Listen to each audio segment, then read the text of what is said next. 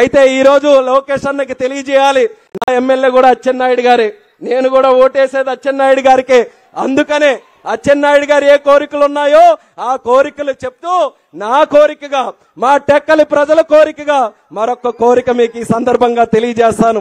ఎన్నో అభివృద్ధి కార్యక్రమాలు చేశారు, కానీ నా పరంగా అచ్చెన్నాయుడు గారికి హోం మంత్రి ఇస్తే మీరు రెడ్ బుక్కులు, మీ చేతిలో ఒకటే రెడ్ బుక్ ఉంది, మీ దగ్గర 100 రెడ్ బుక్కులు ఉన్నా సరే 100 రెడ్ బుక్కులకి న్యాయం చేసే సత్తా అచ్చెన్నాయుడు గారికి ఉందనేది ఈ సందర్భంగా తెలియజేస్తున్నాను. ఇది కేవలం ఆయన అబ్బాయిగా రామ్మోహన్ నాయుడు అడుగుతున్నటువంటిది కాదు, తెలుగుదేశం పార్టీని పూర్తి శాతం నమ్మేటటువంటి ఒక కార్యకర్తగా అడుగుతున్నాను. అచ్చెన్నాయుడు గారికి రేపు ఆ పదవి మీరు ఇప్పించాల్సినటువంటి బాధ్యత తీసుకోవాలని కూడా ఈ సందర్భంగా తెలియజేస్తున్నాను.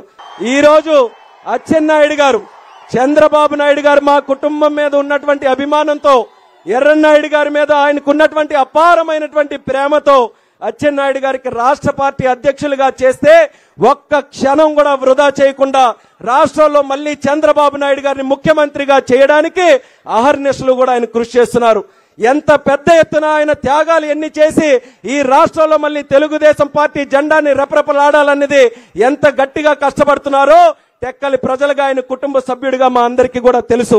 అటువంటి వ్యక్తిని రేపు మళ్లీ మనం అధికారంలో వచ్చినప్పుడు ఆయనకి మంచి స్థానంలో కూర్చొని పెడితే పార్టీ మొత్తానికి కూడా న్యాయం జరుగుతుంది, కష్టపడే కార్యకర్తకు కూడా న్యాయం జరుగుతుంది, 10 కాలాల పాటు చిరస్థాయిగా తెలుగుదేశం పార్టీ ముందుకు వెళ్తుందనే ఆలోచనతో